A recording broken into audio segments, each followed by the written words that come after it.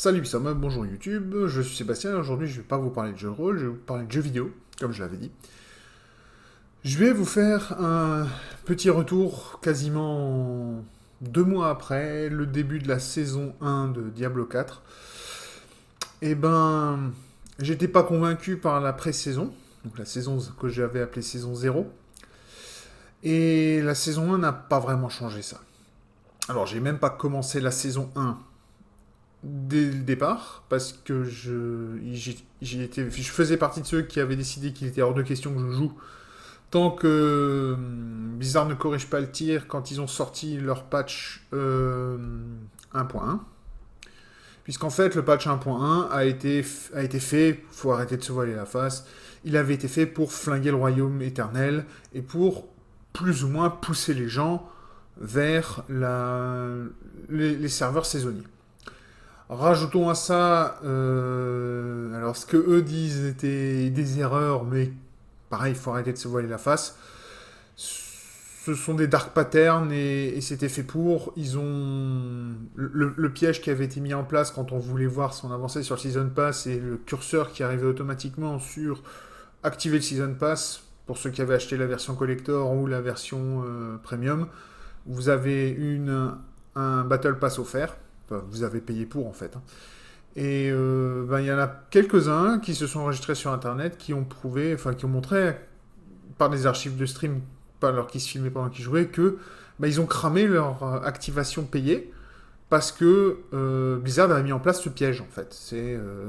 On est arrivé dessus et pensant cliquer pour voir le détail de la progression de la saison, ils venaient d'activer leur Battle Pass, sachant qu'en plus, il n'y avait pas de demande de confirmation. Donc, double dark pattern.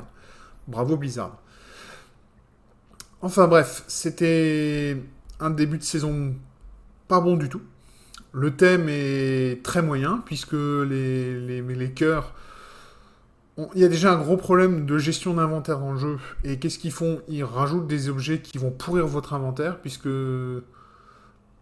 En un run de donjon, sur un tunnel, vous pouvez ramasser entre 3 et 5 ou 6 cœurs, ce qui est énorme, parce qu'en un run, vous remplissez quasiment votre inventaire. Donc à chaque fois que vous finissez un run, vous êtes obligé de retourner en ville, de tout foutre en l'air, ou de prendre les 20 minutes qu'il faut pour faire le tri, parce que vous n'avez pas moyen de filtrer les loots, et que vous ramassez tout en espérant faire le tri. D'ailleurs, petite astuce pour ceux qui ne sauraient pas, vous n'avez pas besoin de ramasser les légendaires, parce que les légendaires... que vous n'avez pas ramassé pendant votre run de donjon, ils sont envoyés dans votre cache. Bon, si votre cache est pleine, vous êtes foutu. Mais vous pouvez avoir, je crois, une dizaine de légendaires comme ça en attente dans le système de poste pour éviter d'avoir à ramasser ça. Et donc d'avoir à gérer ça, à perdre de la place dans votre inventaire, et vous pouvez garder votre inventaire pour les pièces d'équipement jaune. Enfin bon, voilà. Donc j'ai attendu la 1.1.1, j'ai commencé à jouer, et je vais vous montrer, ce sera beaucoup plus simple en fait. Je vais pas vous montrer le jeu, je vais juste vous montrer l'écran de sélection de personnages, et vous comprendrez où je veux en venir. Donc allons-y. Et voilà, voilà la section de perso, et voilà, mon perso de saisonnier, il est niveau 54, j'ai pas eu la patience ni l'envie de... Même pas d'aller chercher le World Tier 4. En fait, une fois passé niveau 50, une fois fait la quête de saison, il n'y a rien. Il n'y a rien, il n'y a vraiment rien. Quoi. C'est impressionnant. Les changements d'XP, les changements... changement des valeurs d'XP, pardon, le changement de taux de loot sur certains événements, je change rien en fait. Au contraire, c'est de pire en pire parce que maintenant, vu que tout drop des légendaires et encore plus souvent, on commence à arriver dans le territoire. Enfin, on n'est pas encore, j'exagère, mais on commence à avoir des légendaires qui drop tout le temps et donc, on est à mi-chemin de Diablo 3 là, où quand on finit un event, il y a 2 ou 3 légendaires qui tombent. Sachant que vous avez un légendaire assuré quand vous finissez un Nightmare Dungeon. En fait, vous pouvez des fois en ramasser 2 ou 3 à la fin. Donc, finalement, on y est déjà. Et comme il n'y a pas de filtre sur le matos qui drop par terre, vous voyez tout et vous savez pas ce qui est bon, ce qui est pas bon. Vu que Il y a 15 000 affixes sur les objets, dont 80% sont complètement inutiles. Enfin, j'exagère, j'essaierai de vous faire un insert de la vidéo, enfin de l'image que j'avais vue qui présentait les mots-clés. Et il y a trop d'affixes et de mots-clés complètement inutiles, des fois même des choses redondantes. Et en fait, pareil, le but c'est d'augmenter un nombre d'affixes inutiles pour que quand on génère aléatoirement, il y ait plus de chances de choper de la merde en fait que de choper des choses intéressantes qui pourraient des upgrades. Parce que le but c'est faut pas oublier, Diablo est un live game, un live service, et donc leur idée c'est d'avoir un engagement très régulier, voire quotidien, un peu comme un jeu mobile. Et le but, c'est que les gens jouent régulièrement, très régulièrement, et d'avoir des améliorations incrémentales très petites pour pouvoir encourager les gens à continuer. Et là, ça se voit, quoi. Ils font pas semblant.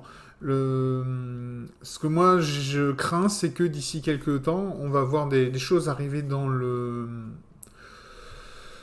shop qui vont faciliter la vie en fait et des accélérateurs, des choses comme ça. Je pense que d'ici la fin de la première année, ça risque d'arriver.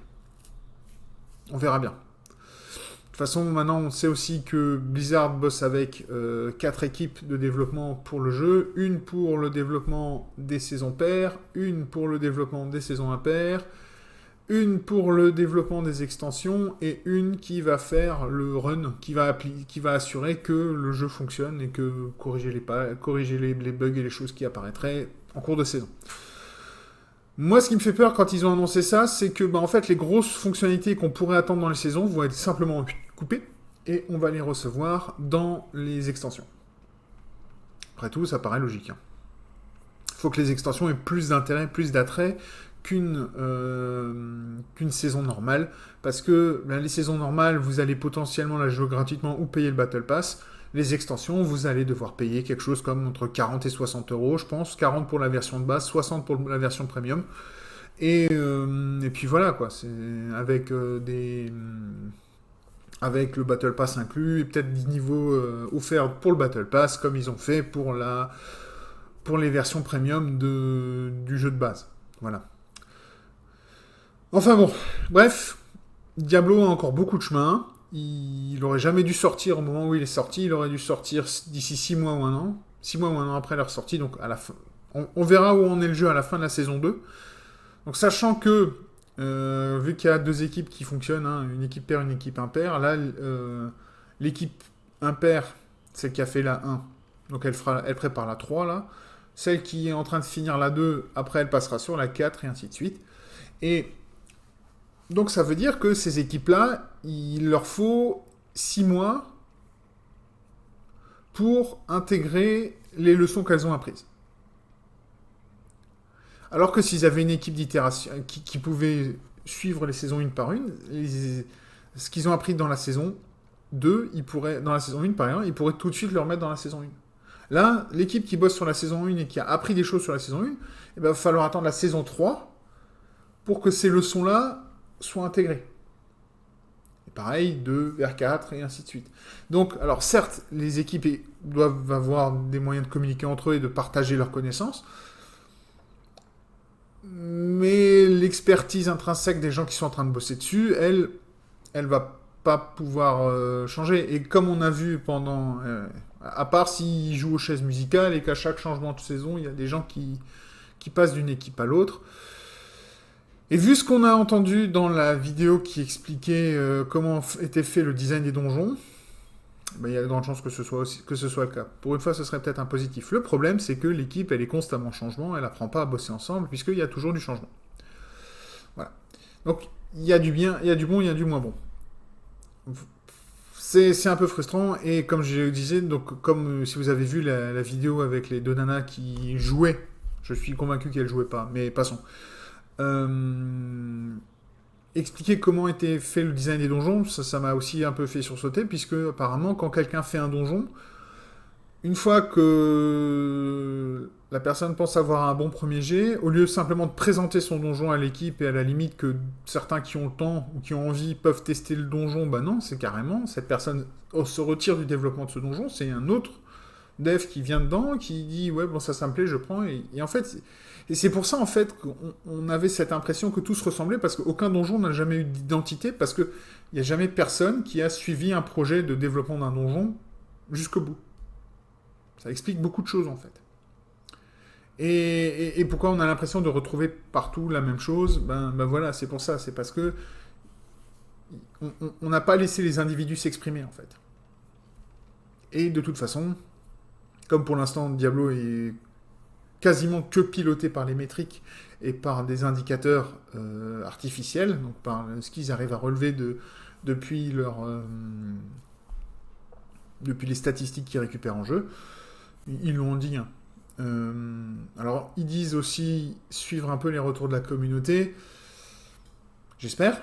Mais le début a bien prouvé que ce qui les intéressait, c'était leur KPI, donc leurs indicateurs, et pas vraiment le retour de la communauté. C'est que quand la communauté s'est vraiment mis à hurler, que là, ils ont décidé de lâcher un peu de lest. Donc, voilà. Diablo 4, comme je disais, est un jeu en demi-teinte, qui va devoir attendre 6 mois ou 1 an avant d'être bon. En fait, la première extension, comme généralement tous les Diablo, en fait, c'est l'extension qui va sauver le jeu. On croise les doigts. Ils ont annoncé une extension par an, donc le même rythme de développement qu'un Destiny 2.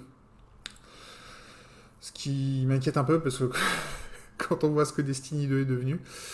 enfin bon, voilà, passons. C'est encore une autre histoire.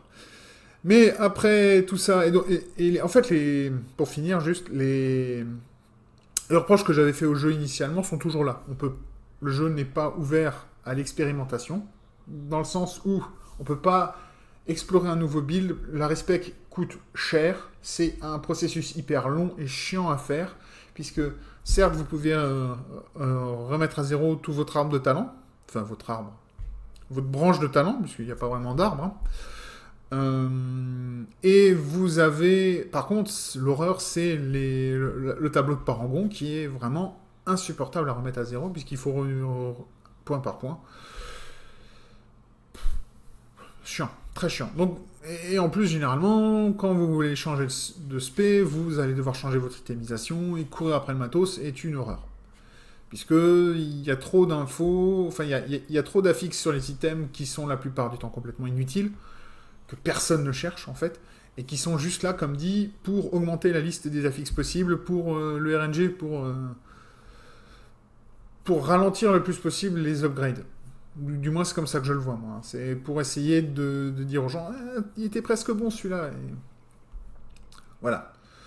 Dernier point important que j'ai appris à mes dépens, quand vous faites vous réenchantez un objet, si l'effet n'est pas celui exact que vous cherchez, n'en resélectionnez pas un nouveau, restez sur l'ancien.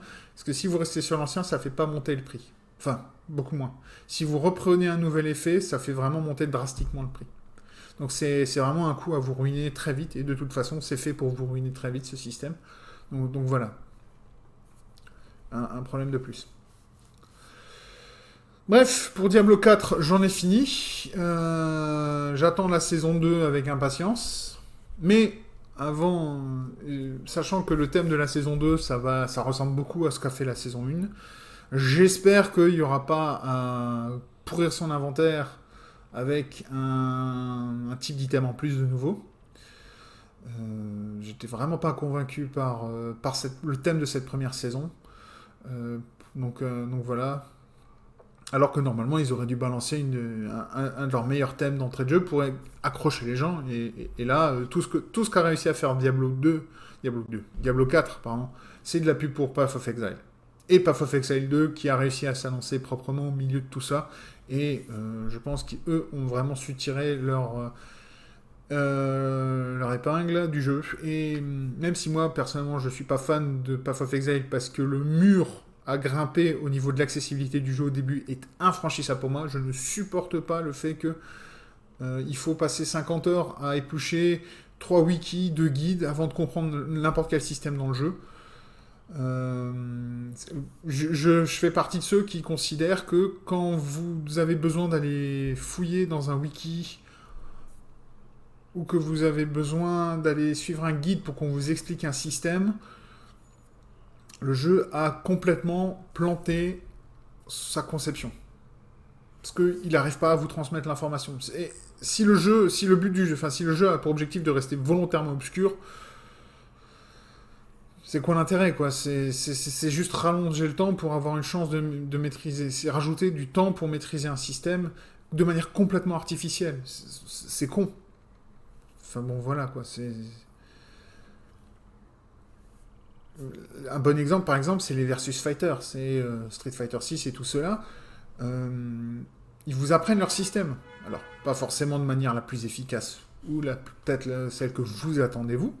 Mais au moins, eux, ils essaient de vous expliquer et de vous présenter leur système et pas juste dire on fait ça. Et c'est un peu le problème de PoE. Maintenant, en plus, c'est un jeu qui a plus de 10 ans. Il y a eu plein de saisons. Il y a des thèmes de saison qui sont devenus définitifs. Et ça fait que pour un nouveau joueur, on sait juste pas quoi faire quand on arrive. C'est un peu le même problème qu'à Warframe, qui est un jeu que j'ai adoré au tout début de sa bêta. Mais là, le problème, c'est que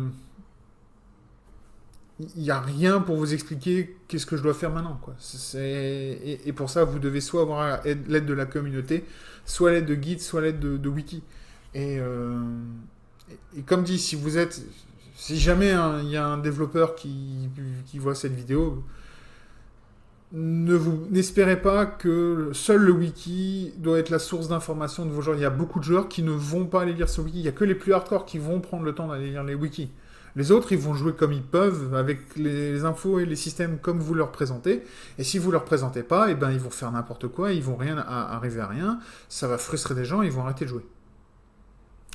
Mais bon, passons.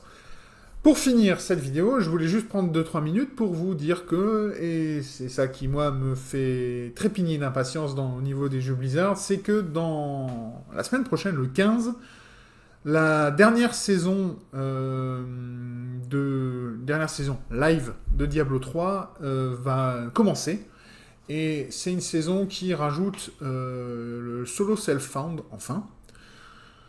Parce que c'est vrai que c'est comme ça que moi je jouais la plupart du temps. Donc je suis content de voir que maintenant c'est intégré au jeu. Et qu'en plus, il va y avoir des... Alors, je vais passer là. Le thème... Donc, il rajoute les fissures diaboliques, sachant que les récompenses de saison, c'est si vous arrivez à finir le périple, c'est un pet et un portrait, comme d'habitude, en plus des dons de Dédrig. Je voulais vous montrer un truc plus haut. Oui, donc voilà, elle démarre le 15 septembre à 17h heure de Paris, donc ça veut dire ce sera vendredi prochain. Et moi, je sais ce que je fais le week-end prochain. Et les grandes nouvelles que moi je trouve vraiment très sympa dans cette saison, c'est le fait qu'il y a enfin un mode solo.